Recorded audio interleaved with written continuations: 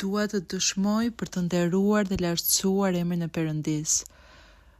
Më duhej të bëja një ndërhyrje kirurgjikale dhe të shkoja në spital, u tregova e kujdesshme dhe ashtu bëra. Në datën 23 gusht më bën operacionin.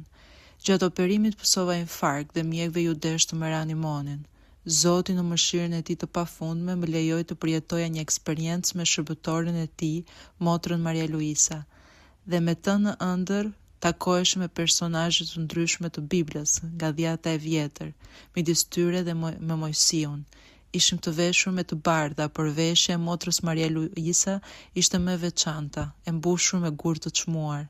Në ëndra ajo na dorëzonte disa rrotulla pëlure.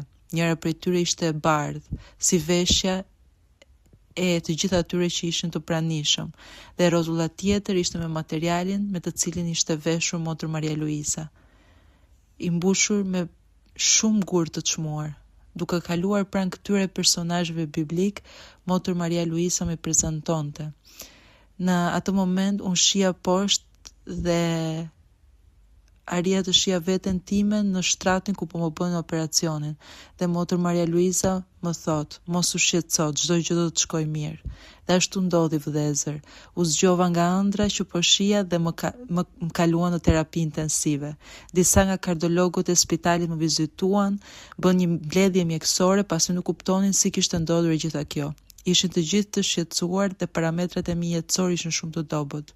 Por kardiologja e fundit, e cila më pa për nderin e lavdinë e Zotit, tha, nuk e di çfarë ka ndodhur, por zemra juaj është plotësisht e shëndetshme.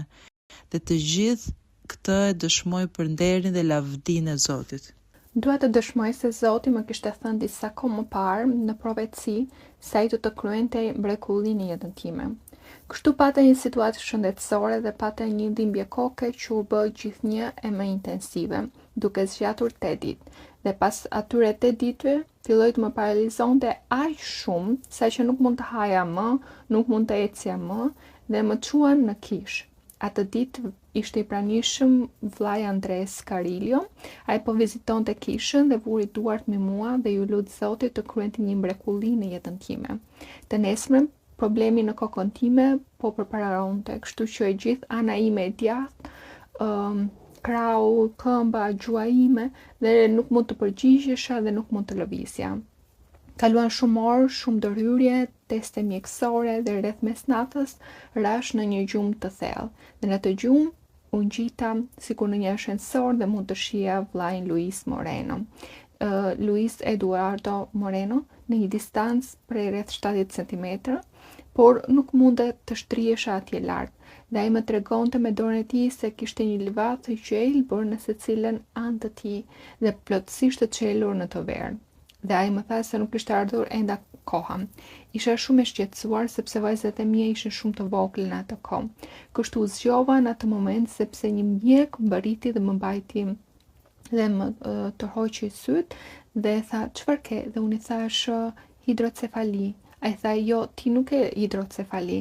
Ai kontrolloi historinë time mjekësore dhe tha, do të kthehem pas nesër. Dhe kështu të nesërmen trupi im kishte reaguar dhe truri im reagoi mirë, ashtu siç bëri Zoti. Mjeku nuk u kthye kurrë, sepse padyshim ishte Zoti që bëri punën. Dhe unë dëshmoj për nderin dhe lavdinë e Zotit tonë.